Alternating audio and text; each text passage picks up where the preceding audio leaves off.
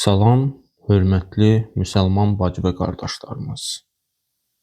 Artıq bərəkət, rəhmət və bağışlanma ayı olan Şaban ayının bitməsinə sayılı günlər qalıb. Şaban ayı Peyğəmbərimizin ayıdır. Bu ay duaların daha tez qəbul olunduğu, günahların bağışlanmasına ümid edilən, qəlblərin Ramazana hazırlandığı mübarək bir zamandır. Bəs biz bu ayda nə qazandıq? Bu ayda neçə dəfə dua etdik? Neçə dəfə İlahi bağışla dedik? Neçə dəfə qəlbimizi yoxladıq? Bəlkə çox ibadət edə bilmədik. Bəlkə söz verdik, amma əməl edə bilmədik. Amma bir şeyi unutmayaq. Allah sənin sayına yox, niyyətinə baxır. Allah sənin mükəmməlliyinə yox, səmimiyyətinə baxır. Şaban ayı Ramazanın qapısıdır. Bu qapıdan kim necə keçdisə, Ramazana da elə daxil olacaq.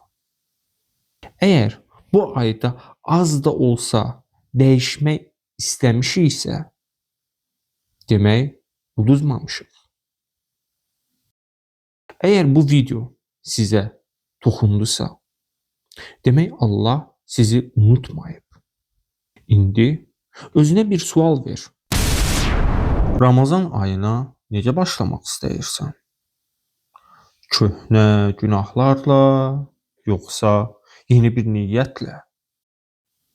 Bugündən başla. İndi tövbə et. İndi dua et. Çünki Ramazan qapıdadır.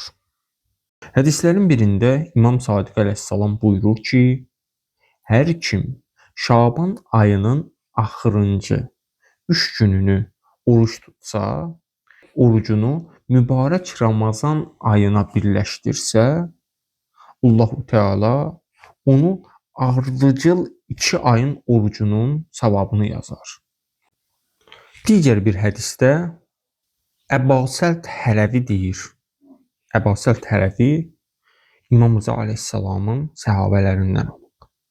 O deyir, Şaban ayının axırıncı cümə günü İmam Rıza əleyhissalamın yanına getdim.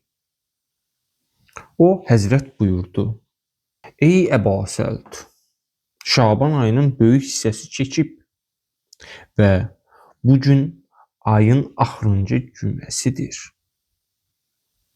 Elə isə ötən səhlənkarlıqların əvəzini ayın qalan hissəsində ödə və sənə faydalı olan işlərə üz tut. Çoxlu dua et, bağışlanma dilə, çoxlu Qur'an oxu, günahların üçün tövbə et. Ramazan ayı daxil olana dək özünü Allah üçün xalis et. Boynunda olan borcu və əmanəti qaytar. Kimlərəsə ürəyində bəslədiyin kini ürəyindən çıxart. İşlətdiyin günahları tərk et. Allahdan qorx. Gizli və aşkar işlərində Allaha təvəkkül et. Çünki hər kim Allaha təvəkkül etsə, Allah onun işlərinə kifayət edər. Bu ayın qalan günlərində bu duanı oxu. Ey Allahım, əgər məni Şaban ayının ötüb keçən günlərində bağışlamamısansa, onun qalan günlərində məni bağışla. İmam Rıza əleyhissalam sözünün davamını buyurdu.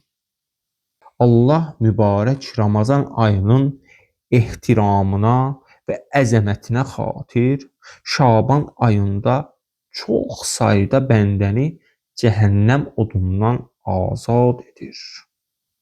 Əgər bu videonu sona qədər izləmisənsə, demək qəlbində iman var. Bu videonu sevdiklərinlə paylaş. Bəlkə sənin paylaşımın kiminsə qəlbinə toxundu. Bəlkə kimsə bu sözlərlə tövbə edib Allaha qayıtdı. Allah hamımızı Ramazana hazır olan qullarından etsin inşallah. Amin. Esselamu Aleyküm ve Rahmetullah.